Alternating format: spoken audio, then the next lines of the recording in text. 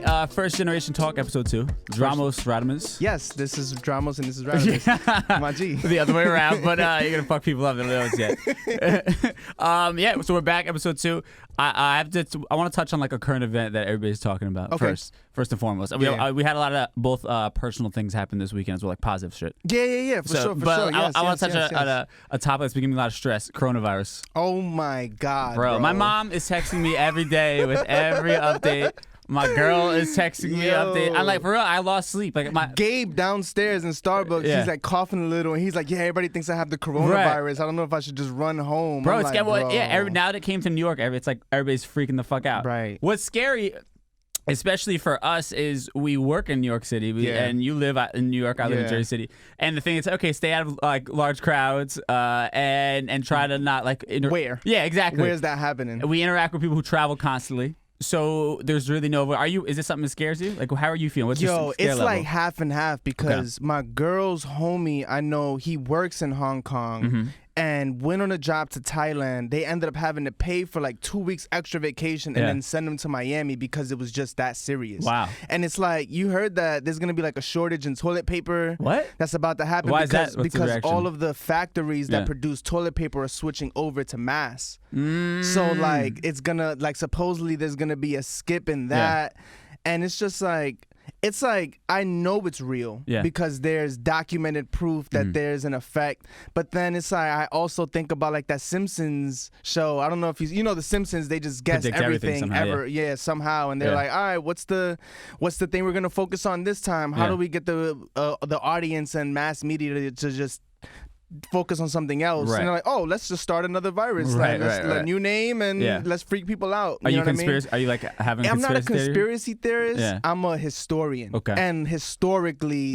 there just always seems to be like. Well, it's like with the bird flu. There's the swine flu. There was like the West Nile virus at one point. And that's the thing. Like even the media, like. I mean, I'm definitely sounding like a conspiracy theorist, but even like the media, they're in control of what information. Like, I don't know where this information is being cited. Like, it's unfortunate because there's definitely real lives being affected and real people, whatever the case may be. But something about it is I'm still like stalling on like taking it as serious as I maybe should. Well, as a human I being. think the media can cause some like hysteria that's unnecessary. Yeah, you know, because they love pumping fear. Oh, of course. Like it's ridiculous. Well, I mean, that's how you get the ratings because now everybody's glued to it. I think a lot of people don't realize that like those news networks also are based upon ratings, just like any other television station. So, but even I was watching. I got home from work this afternoon. I was watching like a press conference, and it was like somebody in Westchester talking about. I guess that's where the new case was, the second case in New York City. Yes. It was in Manhattan, and then now Westchester. Okay. Yep. Now Westchester. The guy actually works in Manhattan though. Damn. So yeah, and then like I was watching like this is some scary shit. Like it scared me watching a press conference, and it was like coronavirus outbreak. You know what I'm saying? Yo, it's because it's at the tip of everybody's tongues. Yep.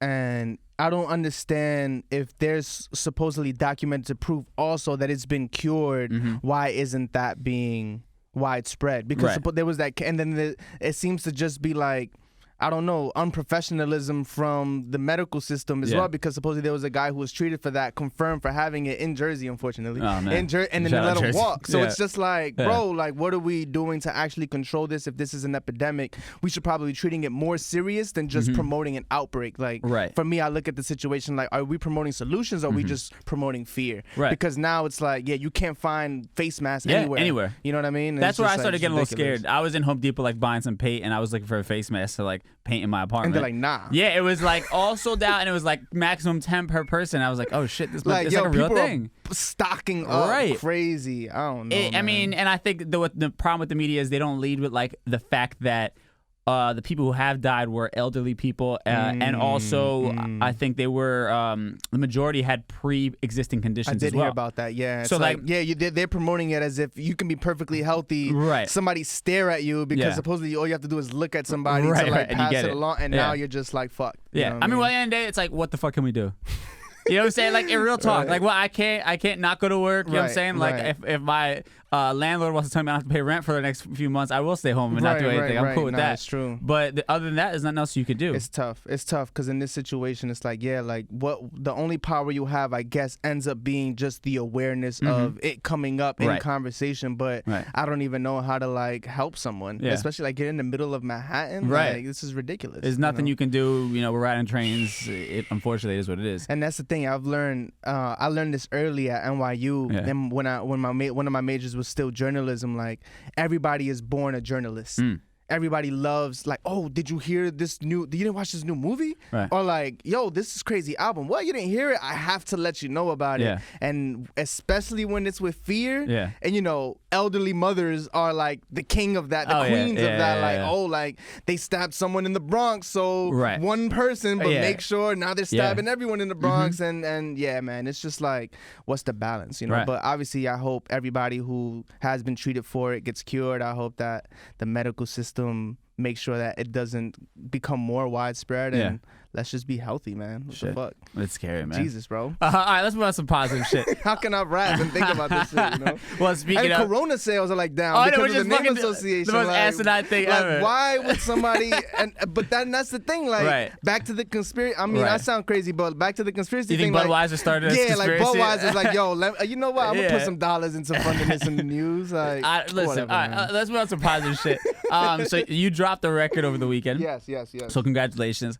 Thank you, bro. So what I'm most curious, man. So I put out records too. But of course. I'm curious because you this is a lot more consistent. Like, this is your main thing. For me, it's more of just like another form of content. Yeah. But for you, that is your main squeeze. Yeah. So putting out something, like, how do you kind of like feel when you put something out? Are you nervous about reception? Are you reading comments? All those kinds of things. You're always nervous about reception. Yeah. You're always reading comments, but then you're also very confident and you're also sure of yourself. And at least for me, like, I mean, part of it is also just making sure that the book is being promoted. So like that record, Antifreeze, was just something that was made kind of when I was making the album, but it's still associated in it. Right. The intro, I'm shouting out the album title, so you know that there's a lineage. But for me, it's also like, let's make sure when the book comes out March 22nd, let me give some time to just keep fueling and making sure people keep saying my name. You know what I mean? And pay attention. And then at the same time, like, the record to me is ill. Like, my homie Henry Daher, who produced it, he's done ill stuff for like Wi-Fi's Funeral and G-Eazy and all that. He's from Florida, so it's like we're also bridging the map and making sure that New York is bigger than ever. You know what I'm saying? But a lot of it is also,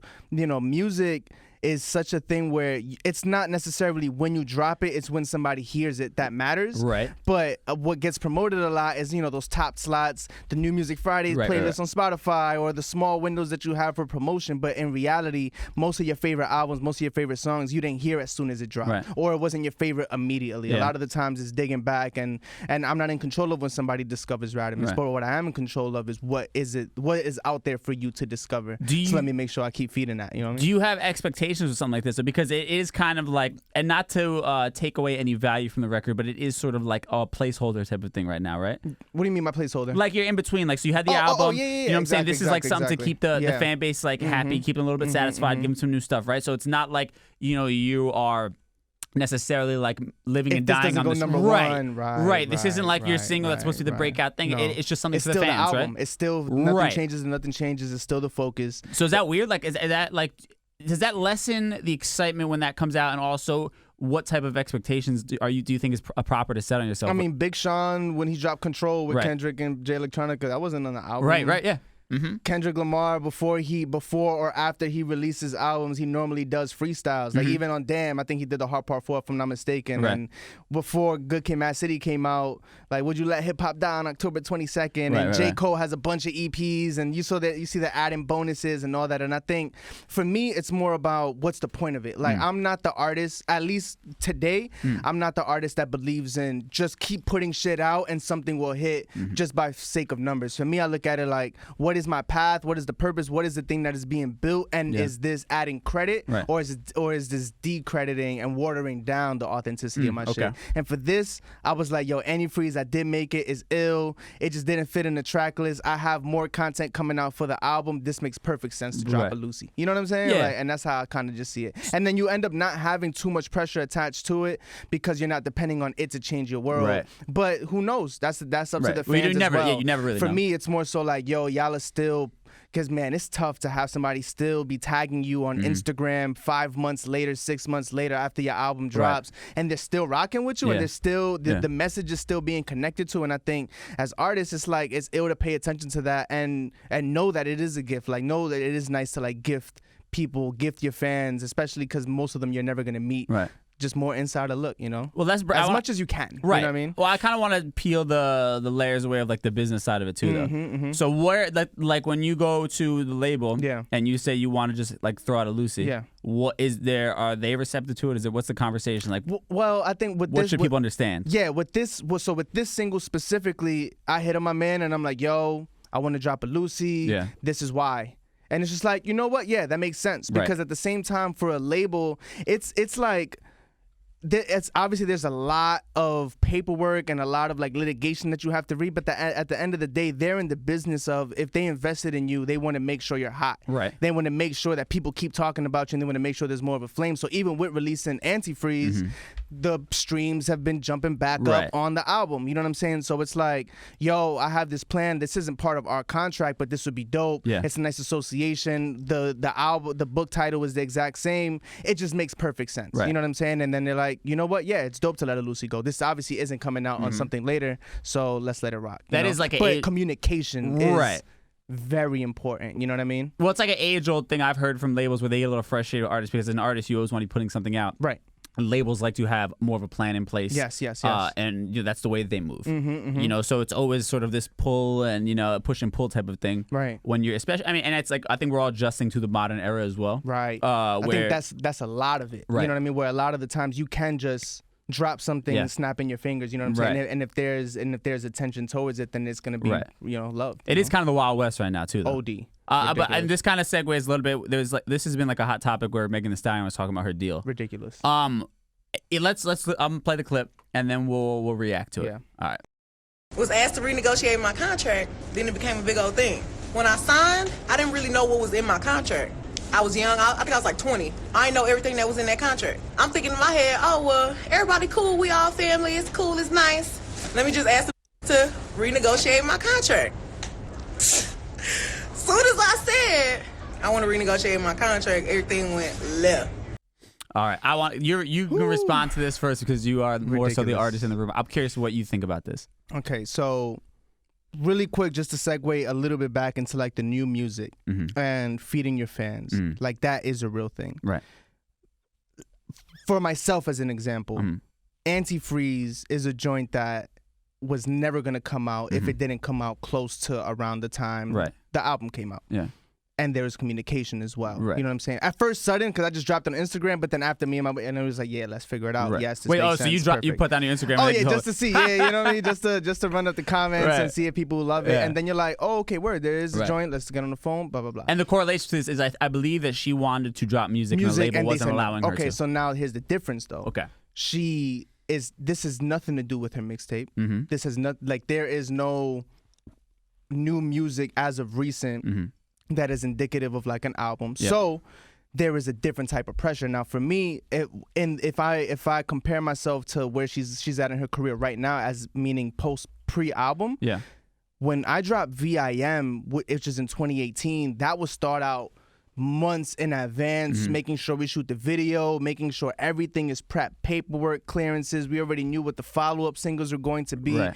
There was a plan of building up anticipation to this project. Now, a lot of the times as an artist and as anybody, you're eager to like, when you record something new and it's hot and you're like, yo, this is of the time, you're not aware of, especially when you're in a label, the things that are working in your favor to make sure when you execute, it can actually blow. You just want to get it out to the world. You just want to get it out to the world. And because you're looking at Instagram comments and you see plays go up, you just think you putting it out is part of it. Right. So that's that part of it. I know that a lot of that has to do with just feeling like the hasteness of it. Now, then that segues into communication. Yeah. I can't assume how much communication she has with 1501. Right. I can't assume how much communication she has with bringing together Rock Nation Management, 300, or whatever the case may be. But I know off rip, when you tell a label it's time to renegotiate my contract, none of us know if that contract's terms were up yet. Right. None of us know what. So it's like. Which it sounds like it probably wasn't. It sounds like it probably wasn't. That she just felt like her success means that she. So of course, the only card that you kind of have to play from a label's perspective is so then we're not gonna clear your releases, because her last mixtape, I had to look it up because I wanted to make sure her last releases, it was 300, 1501. Yeah. So even though they were the indie label or I don't know if they worked more like production company or whatever the case may be. At some point, they were essential to her career because you don't sign at the moment without feeling like there's going to be a level up. What comes after is whatever happens. You know it what I'm sounds saying? like they found her very early on. Yeah. And then you basically were like the gateway to getting connected to a 300 to other people. But it's the same thing when you have a lot of artists sign artists. Exactly. They're not necessarily, might not have a label, but they are signing have some kind of an imprint. Exactly, where they can then push you to a bigger thing that you wouldn't have had access to. And that's the thing. You need the 10 bands. Yeah. The association definitely help. I'm sure at least even locally. But I know anybody, if you're like, all right, now it's time to renegotiate my contract. And now, like she says, now I have real lawyers, real management, real whatever. It's kind of like you're threatening them to, you know what I mean? Yeah. You pulled their card. You pulled the only card that they have. But what gets me about this though, it's 2020. Mm-hmm. We've heard about all these things over the years, right? You know that artists get ripped off. That's a very common story. And first deals are always usually the worst. Same thing in film. Same thing in most things. Absolutely. Exactly. No, because it's whoever has the most leverage usually wins out in these kinds of things. At the end of the day, it is business. I feel for her, but I also can't sit here and not, say that she holds a lot of the blame for that. Mm-hmm. I understand, the position she might have been in prior to signing where that $10,000 meant a lot, yes. You know what I mean, was maybe needed for her. I'm sure she didn't have a lot of money. Right. But you have to understand that comes along with, jumping into something based upon a short-term gain is going to come along with something that's going to fuck you up in the future, right? We've talked about that, I think, in the first episode. Definitely. And it's that long-term vision and having the strength to hold out long-term that will, ultimately put you in the best position. Yeah. And we're seeing that with her right now. Yeah. So as a label, it's like, well, we already have you under contract. What is the, sort of incentive for them to renegotiate at that point? I mean, the incentive for them at this point, like specifically now, is to maintain their respect. Okay. Because now it's been outed. Right.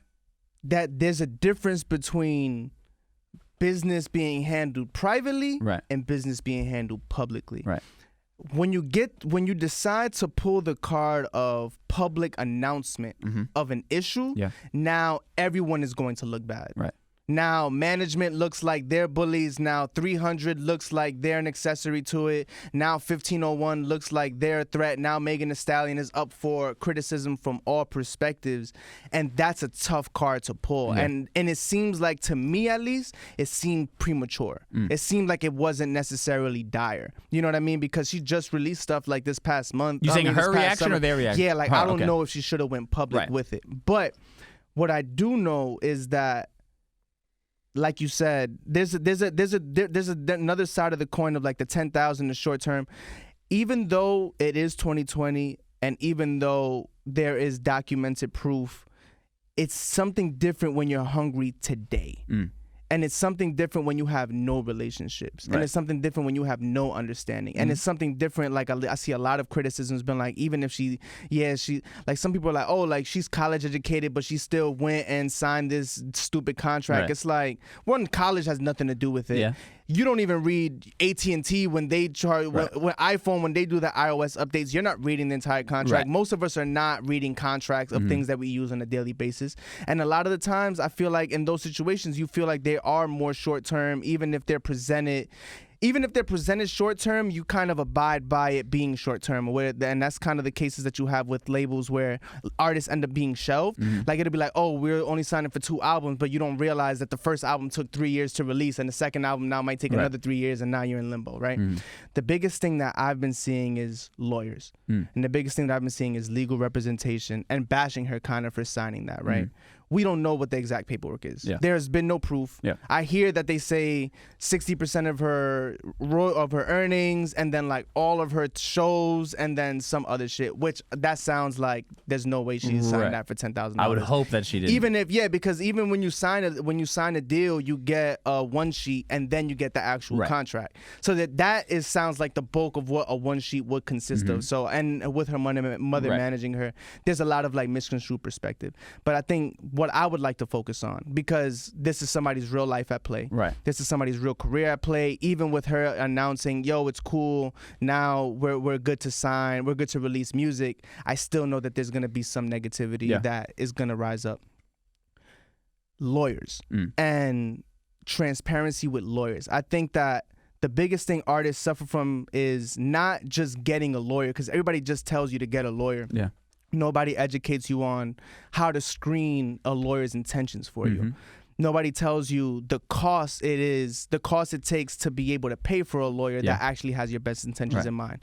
Most people don't tell you, even if you can pay for a lawyer, you're paying for the time of that lawyer. Yeah. So you're also paying for the patience of that lawyer. So if the lawyer comes in and let's say they charge $200 an hour, and you already told them you only have $600, that lawyer is going to try to shorten the amount of time it takes for you to sign exponentially, as opposed to if you have a bankroll and you're willing to sit there and really consider this. And a lot of the times lawyers are just trying to close the deal, because a lot of the times their fees are contingent upon the deal being closed. They get a commission or something like that. They're not actually getting paid directly from the artist. And I'm sure that's probably one of her cases as well, whether it was an adjacency to like their, and I think she did mention that, don't use the lawyers that she used their lawyers or somebody they suggested or something like that. Exactly. And that's common.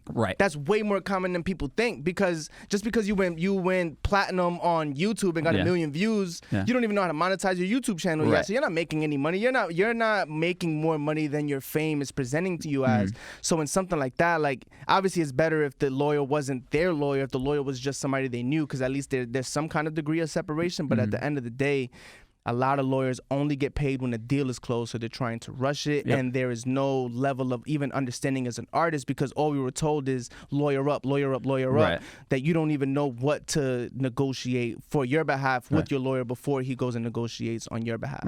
And I think that that's the crime more than anything else, because a lot of people are bashing her. A lot of people have like no pity for her in a different way. Like obviously it is a different day and age, but it's like there's more against the artist than meets the eye, is what I'm saying. Yeah, I mean, I would say that it is pretty shameful. And I've seen a lot of stories. Excuse me. I've seen a lot of stories come up where artists have also come up and they're like, "Yup, I had an amazing lawyer, had money for it, took our time with the contract, made sure everything was in our favor, still got fucked by the label." So it's like, even if you lawyer up and even if you do bad business or end up in a place where people can criticize or shame you for your decisions, it's like there's more at play than just you. You know what I mean? Like there's a lot of people at play. I mean, listen, it's a shitty business at the end of the day. There's no really getting around it. It's a tech company. I mean, the entertainment business, it is very much so a cold place, and a few and far between people will actually truly be genuine and have your back and do what's best for you. And I think everybody has to kind of know that. And it's to the same degree, you know, let's be honest.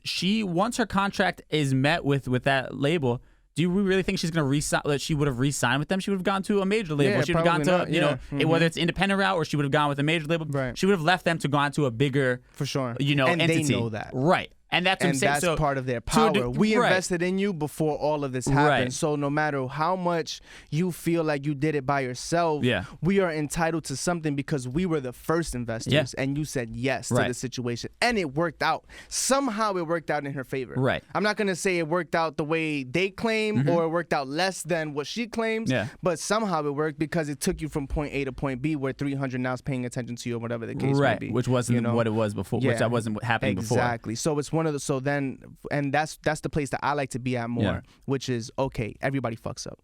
There's a lot of artists that claim independent that aren't paying their people. There's a lot of people that have been in shitty deals that are now getting their money together. There are a lot of people who are OGs, but they're not sharing their information on how they healed their situations. And I think the biggest thing to take away from, or at least the preferred perspective on my behalf, is that there is a way out. And the one thing that I had a problem with the situation, if I'm allowed to have a problem with, was a public conversation about it, because you can have all of these feelings, you can have all of these disagreements and all of this mitigation between all of the entities, but once it becomes public, it is out of your hands now. And now, like I said, the spotlight is on the entire situation, and somebody's going to lose more than they could have, because it could have been something where maybe there was a major or there was a big homie involved that they're like, you know what, they put up 10,000. Maybe she's still in debt to the label. We don't know this. There's a lot of people with platinum plaques that are not making a dime off of the royalty still, because you may still be in debt. So they may be like, yo, 10,000. There's what they put up initially. You don't know how many projects, what the calculations of that were.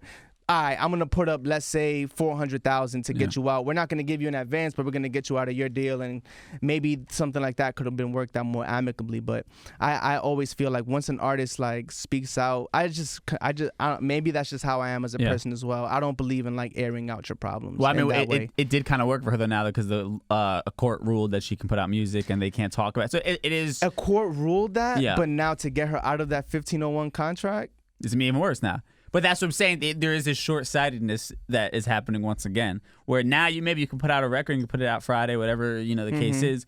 Now you've really fucked up the relationship with that label, and who's to know how much spite is going to be involved now with your next releases when you're trying to buy out of that deal? This is all these or your different future things. earnings, right? Or your future business, right? Because now you're looked at as like.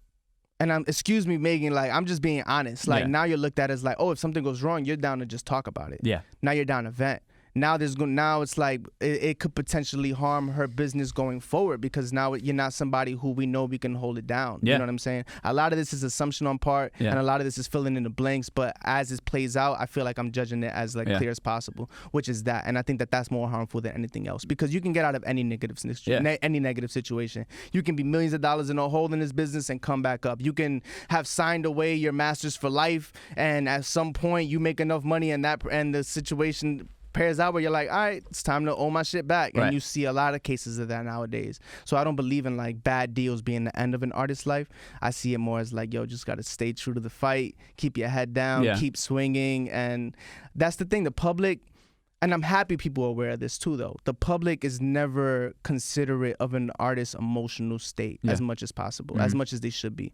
We romanticize features, we romanticize outfits that were just stylist budgets. It wasn't that that's how this person dresses every day. We romanticize the jewelry on somebody's neck, but in the video, the jeweler is standing right over there, and as soon as the shot is over, you have to go hand it back.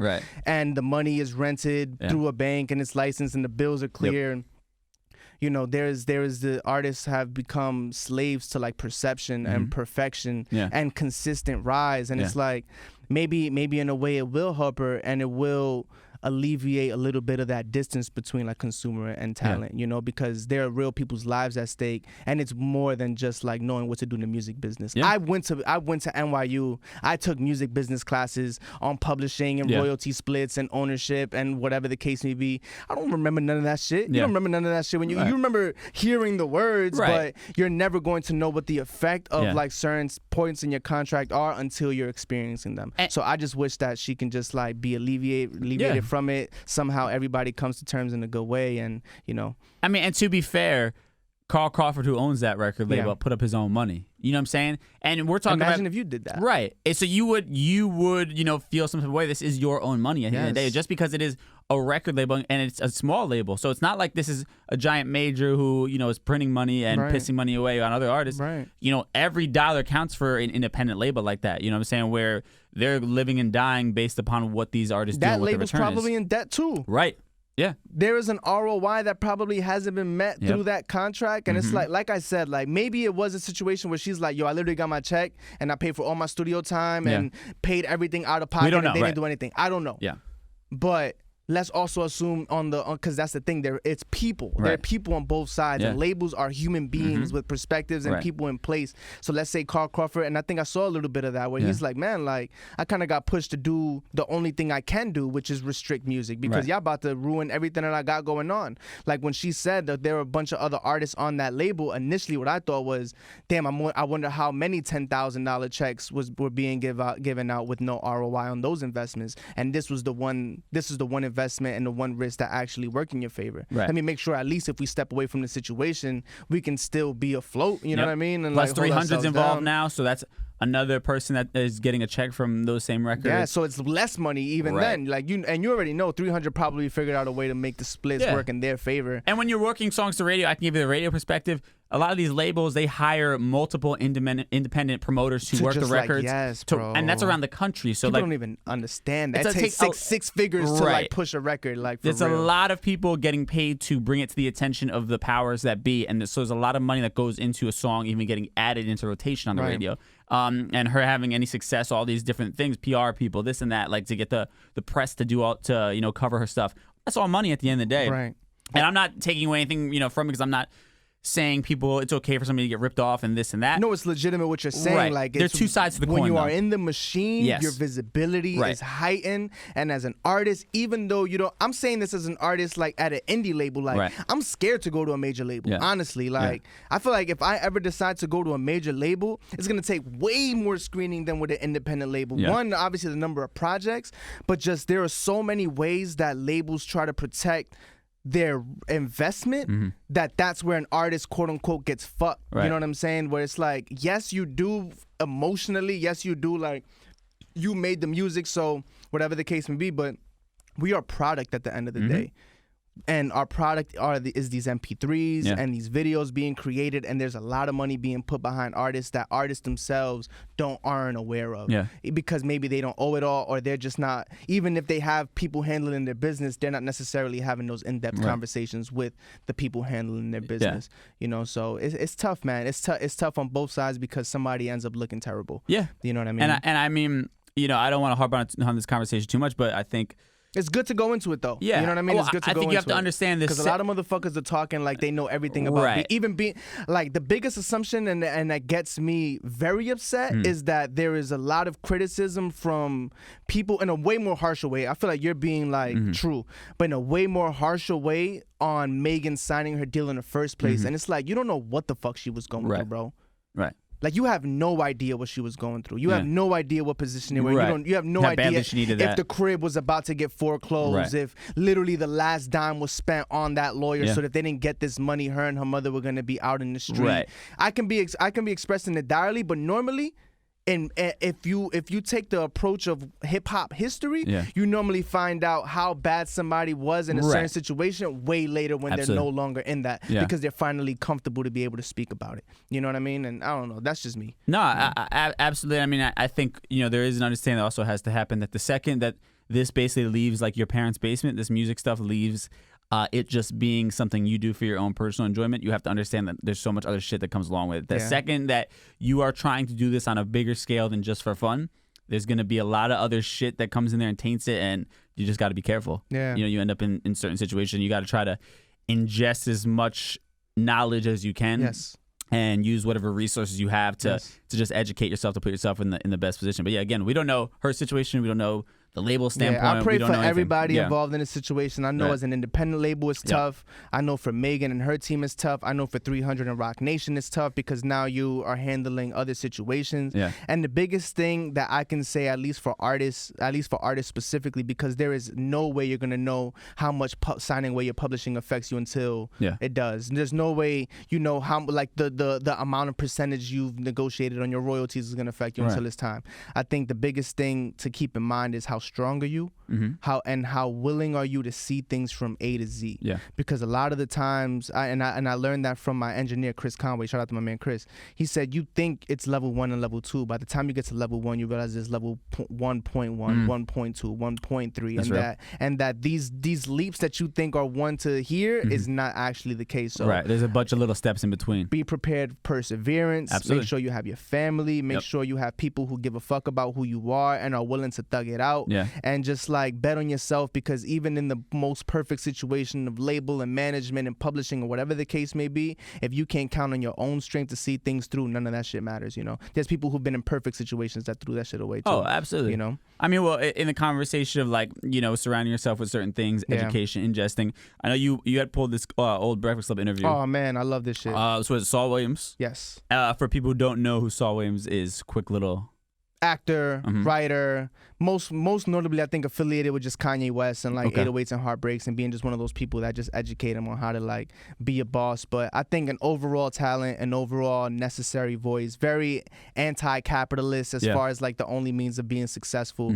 And I think, man, it was just dope to see him honestly on the Breakfast Club in the first place. But like this clip is like one of my favorite parts. All right, so we're gonna play a little audio and we'll react to it. Why did you have a TV? Just don't want to see the crap on TV? Because I write rhymes, I write poems, I write songs, and basically I feel like your diet isn't only what you eat, it's what you watch, it's what you read, it's what you listen to, and so I'm mindful of what I ingest. I fuck with that. For you, what was so moving about that? Like, why did you feel that? So part of it obviously leads back to this. Yes. Right? Because I'm an interview addict. Like I know, like same. another rapper on the mic. Like, Right. nah, I've been doing this for a minute. Like, I was in college, even before that, interviewing people, writing papers from my own perspective. Like, in college, I was writing. Like, one of my papers was rappers and rappers that I knew and their involvement and then relationship with the NYPD. My exit paper was like the monetization of sexuality in hip hop, and I was interviewing a bunch of like women in hip hop of all medium forms or whatever the case may be, right? What that led me to be, and the reason why I state that is like, from there you learn how much information is not just readily available, right? So then it's like, all right, if I'm gonna focus on topics like so and so, now I have to use the internet, look up specific things, look up specific interviews, and really sometimes just binge watch for hours. People speak on things that are important and relevant to you, right? So there's always going to be a gap between experience and knowledge. You know what I mean? That's inevitable. But the knowledge part is up to you. Like, if you hear the word publishing, Google it.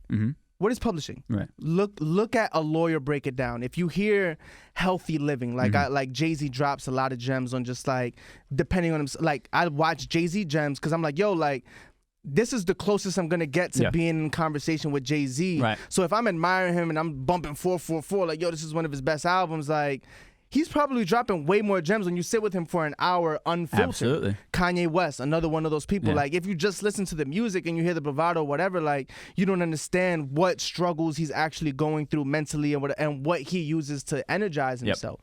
And now when you get to a place, like, for me personally, like, I've been getting on my stretching shit. I'm happy I could touch my toes again. You know what I'm saying? I used to do karate back in the day, and I'm like getting flexible again. And in Nipsey's passing, when he got put onto like Dr. Sebi and his influence on him, I was like, yo, actually, like, I've always listened to Dr. Sebi. I've always heard that name. Let me get into what he's talking about. And not just him, but now that leads me to a lot of nutritionists and a lot of perspective. And I think as that started happening, my lifestyle shifted. And my attention to detail started shifting, where it's like, wait, how many things am I ingesting without paying attention to? So it made you more aware of everything. When I'm on Twitter, who am I following? Like, when I'm on Instagram, like, even on the discovery page, like, what am I spending time on? That's what I was going to say, Because these things are informing my art. These things are forming my relationships, like romantic, friends, correspondence with people on a day-to-day basis. And it's just like... your mental health as well, though. And your mental health, one of the most important parts. It's like, wait, like... Thank God, one of my big sisters, Mama Toots, like, she put me on to TED Talks when I was in 11th grade. And I remember just listening to these talks, and I'm like, oh, shit, like, and she told me, you're going to be ahead of the curve by the time you get to my age, which was probably like mid-20s at that point. Because you're hearing other people express things, and thank God they're passionate about them. You're hearing people express things who have experience, and you don't have that experience, but at least you have what they have to say. And I think that, man, that's been one of the biggest things that have been...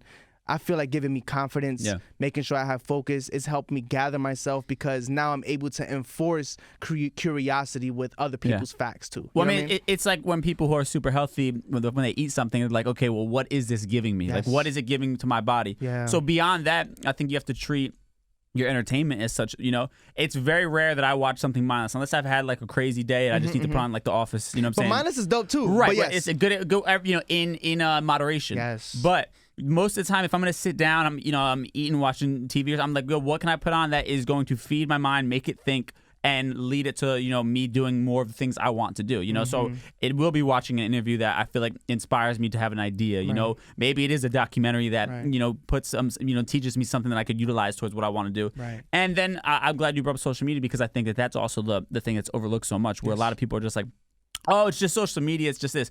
But when you're spending, 5-6 hours a week, if not more, on this phone and on your social media feed, it seeps into your brain, whether you realize it or not. And the accounts that you follow, the people that you're looking at, their daily lives, the things you're watching on there, that all begins to subconsciously dictate how you think a lot of times, or how you feel. You don't even realize that something you're looking at might be a trigger that makes you feel like shit. That makes you question yourself, makes you feel insecure. And I actually have a separate Instagram account that I don't comment, I don't like, I don't do anything on there.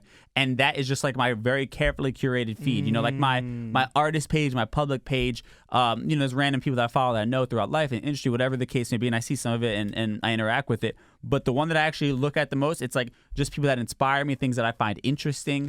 And even with that, I should do some shit like that because it gets exhausting. It does. Just looking at other people's updates in their careers all day. It does, and even following like bad women on Instagram and stuff like that. Like, man, Discovery page is just that, bro. Like I gotta sort through fat asses before I get to like something. But what you don't realize is that also fucks up your interaction with your girl or real life, because then you start thinking like, damn, like I wish my girl had, even for a slight second, you compare or somebody else. Like you see some brolic ass dude, like, damn, I should probably go to the gym, but now I'm like comparing myself to this dude. It's like, I don't give a fuck about him. Right. I don't even want a six pack. Like, what am I thinking about? Right. But those things add up. Absolutely. That's what's wearing you down. And you start like fantasizing about basically the grass is green on the other side because you're seeing something that you don't have over there, and that's something I think people just don't realize it. They just think, oh, it's just Instagram. We're taking it too seriously by saying that. Yes, but the other thing though, it's like Instagram and social media is one thing, but they're like the fast consumption of it. But even on the knowledge perspective, right? Like I've heard people like, oh,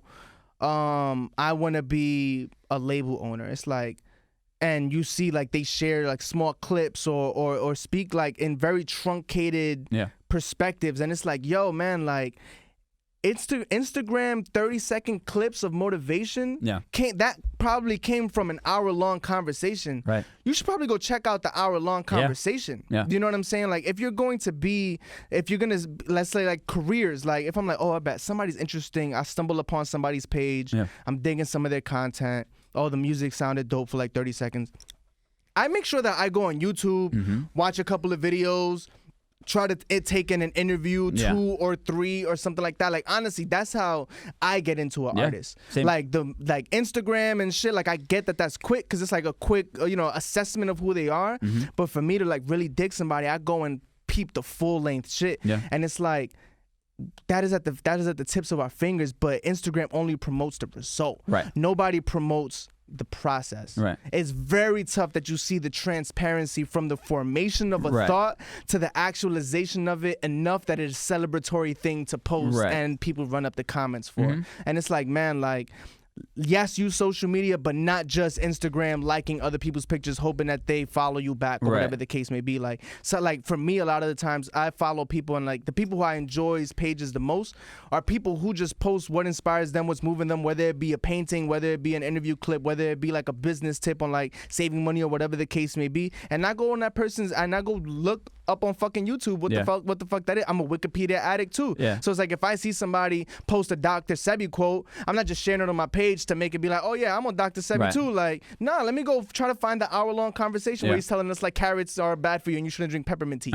You know what I'm saying? Let me go check that shit the fuck out. You know, it's like a lot of people, and I do that, and that's normally like, it's tough to like always respond to people and all that shit, but like sometimes I'll post clips, and because I got the swipe up, I'll put the full interview, or if people respond, like I remember I posted like a Jordan Peterson clip. I know we talked about him a little bit last time, and mad people were just like, yo, like where's that from? Where's that from? And I went, found the interview, found the timestamp, because I'm like, yo, that's important. Like I don't want you to just listen to this 20-second soundbite. I would love for you to just check out everything and find you for yourself what to agree and disagree with, because that's what I personally dissected. But there may be a whole other section that specifically is for you and where you're at in your life. Yeah, I mean, and even beyond just the self-enlightenment aspect, as an artist, I mean, I get hit up by rappers all the time by DM, and it's like, yo, put me on. I'm having trouble doing this. Yeah, for real.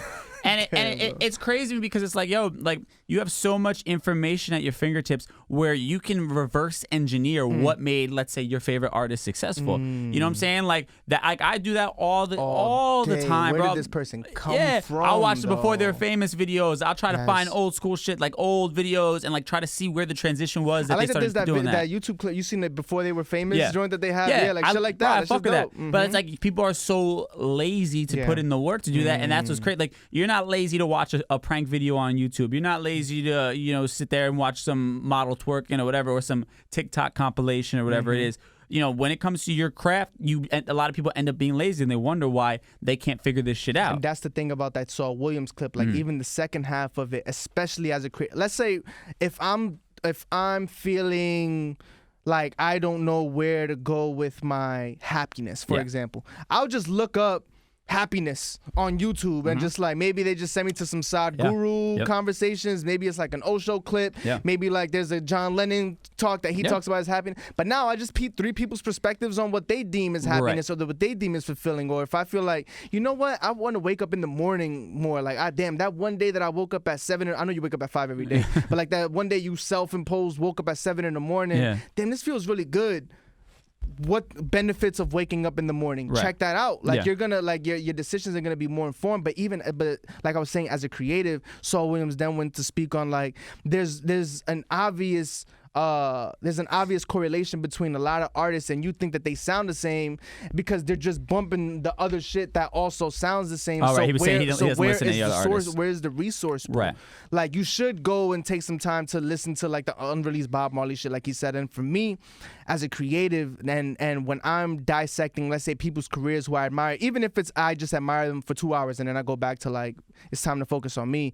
I pay attention to their influences. I pay attention to what books they're referencing. I pay attention to all of that because somehow that course material aided them in their thought process and opened up their mind to then create whatever it is that they create. So I go ahead and I'm like, yo, like I remember I'm like, oh, bam, I've always listened to Bon Iver. Like, Bon Iver's not one of my favorite artists, but I was always like, oh, I just knew him as Kanye sampled him on Dark Twisted Fantasy. Thank God I was like, found the Woods EP, found all his old acoustic shit, and then by the time like he was dropping 22 A Million, which is one of my favorite albums now to this day, like I was educated enough that now I'm like, oh, damn, that's how Kanye's thinking, and then that leads me to, you know what I mean? But James Blake, that leads me to Francis and the Lights, that leads me to all of these artists. Who have no correlation to hip-hop outside of the fact that hip-hop artists found them and fucked with what they were doing. The sonics of what they were doing. Right, same thing with Cuddy and Rat-a-Tat, which is the Pursuit of Happiness sample. Yeah, when Cuddy dropped the so I mean, like all that. You see the Joy Division tees, like, yo, why is that Waves thing popular? Like, absolutely. Man, you probably should just sit with the other album. It's fire. It's dark as fuck, but it's like it makes sense. Most people in that world be like, what the fuck is this? This is corny. Instead of being like, yo, like what element of this can I take and bring into my world to create something unique? And sometimes all it is like you hear other people's perspectives,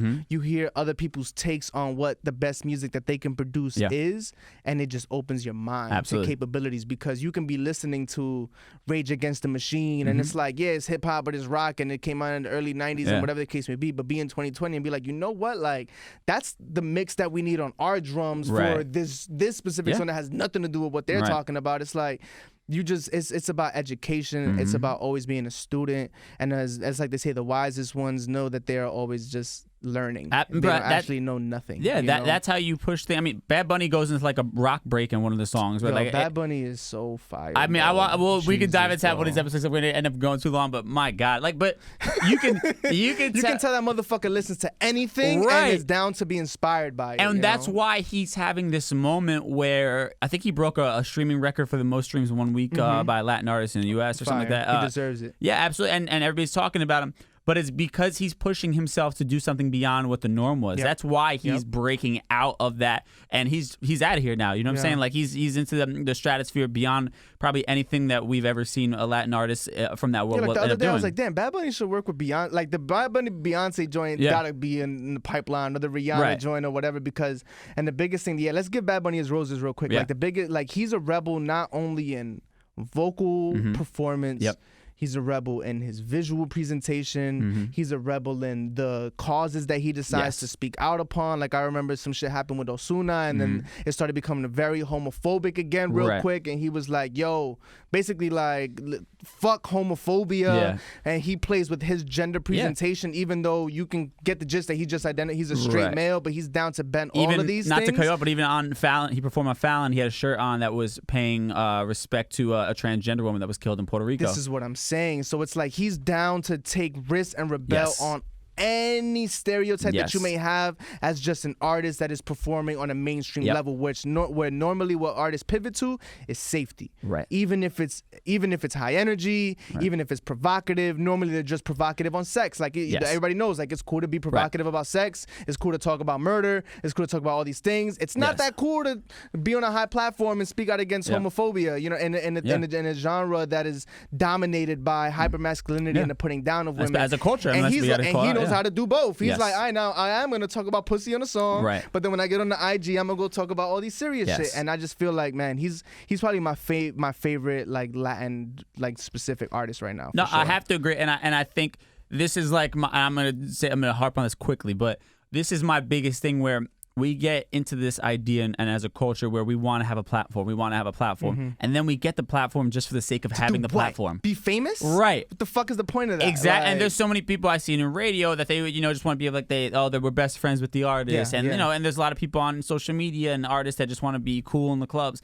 And it's like, I think you have to get to this point where you realize this was such a waste. If my only purpose of having this platform is self-serving, then this whole ride was a waste. Yeah, you know what I'm should have saying? just looked in the mirror and smiled at yourself. Absolutely. Which if that's what you want to do, then do that. But it's like, no, it's Absolutely. true. It's like I say, I got this on VIM. I don't take no pictures with the famous ones I know, pretending like we working to convince you that I'm on. It's like, nah, man, I am not. And I was just like, my blood was boiling like 2 days ago. I don't know. I just get passionate. I'm like, yo, fuck all this posturing shit, man. Like, fuck all of these like archetypes on how you're supposed to be an artist, how you're supposed to be a rapper. If you're from New York, what you're supposed to say your influences are, and what you hold the dearest to your heart. It's like, yo, like I'm here to expand anything, any region that I step into, and leave the platforms for those people. You know what I'm saying? Obviously, hard work, consistency, consistently striking at bat is usually more in the favor of the person that is repetitive. But it's like, man, if you're a revolutionary, if you're really a rebel, if you're really out here and you have an individualistic perspective, fucking swing that bat, because when you get those platforms, you're actually doing an amazing service to the world. Like you are self-fulfilling in the expression of the fire in your heart, but now you have given a platform and you've made it possible for somebody else to be like, you know what, I'm gonna be braver with what I see my perspective of the world is. Because it's like they say, the world that we exist in right now is a collective agreement between everybody living in it. And it's just like, let's add to that. No, you know? and I think, I'll end on this bed, but but going to Puerto Rico recently, like I see the effect he has on that next generation, bro. Where they're like entrepreneurs, the way they're dressing, like they're opening their own stores, clothing stores. They're pushing the dialogue of what it means to be a Latin. You know what I mean? Like their minds are now expanded beyond the norm. And this isn't any disrespect to like the Daddy Yankees of the world or any of that, but that was very. It still was hype. It was in line with what? Right. It was exactly. it was the typical thing you'd expect. It's very macho. You know what I mean? Tego Calderon is my favorite like Latin rapper. So it's like, I already know. Like, right. But now like these kids are being pushed to like create actual art and like see the world outside of their little niche. And it's doing amazing things for youth culture, and you're seeing the youth react to political things with protests. And I really think a lot of that is the fact that somebody like that is young, cool, and then also being outspoken and letting you know it's cool to talk about these issues. It's cool to be educated on what is happening, and to hold your representation accountable. The people that are in office, and that these issues really do matter, and that is cool. Giving a fuck about the people around you, the things that are happening is actually cool. It's not just some even bullshit. If it's not political, even if it's not attached to like tax breaks and whatever the case may be.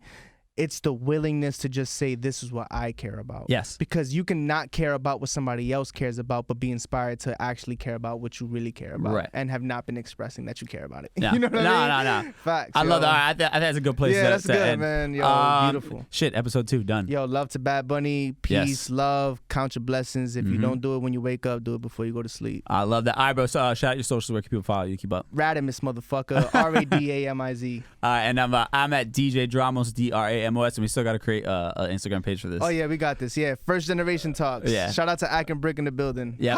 Our home is filming. All right, episode 3 coming up next as well. So shit, we're rolling. Peace.